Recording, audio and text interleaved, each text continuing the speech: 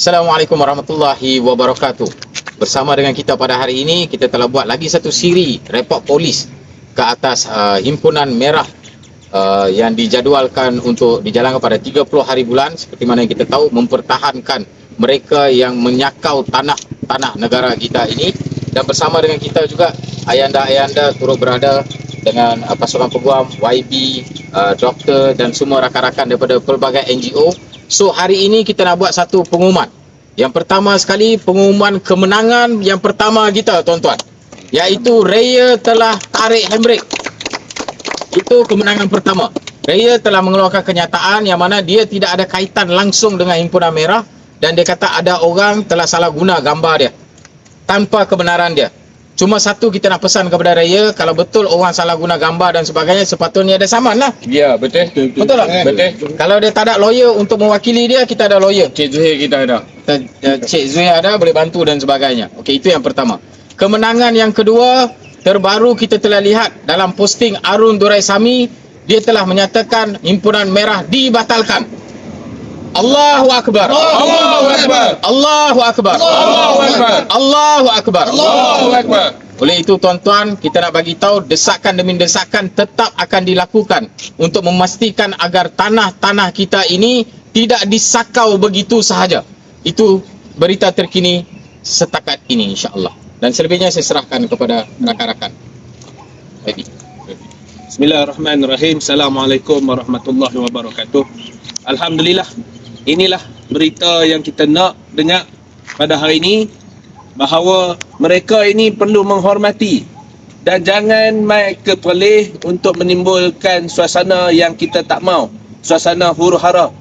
Dan apa yang kita nak adalah perhimpunan merah ini tak perlu berlaku dan jangan diadakan perhimpunan merah ini.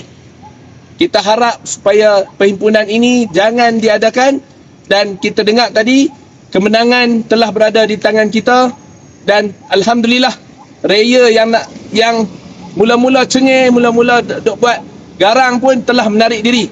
Ini satu signal bahawa kemenangan telah menjadi milik rakyat Perlis, tidak mengira agama, bangsa.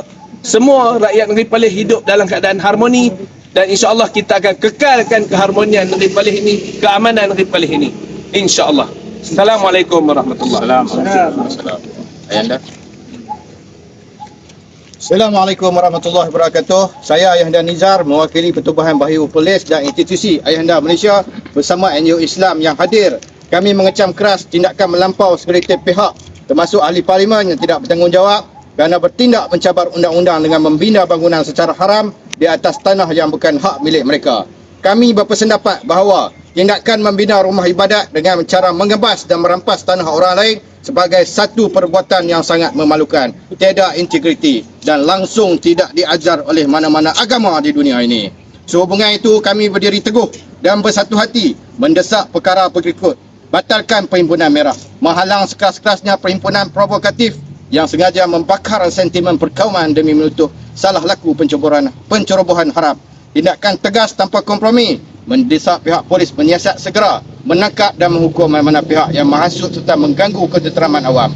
Pertahankan hak kaum umat Islam di bawah satu syahadah, tidak akan sesekali berundur dan sedia mempertahankan setiap inci hak tanah daripada penceroboh yang gilakan kuasa.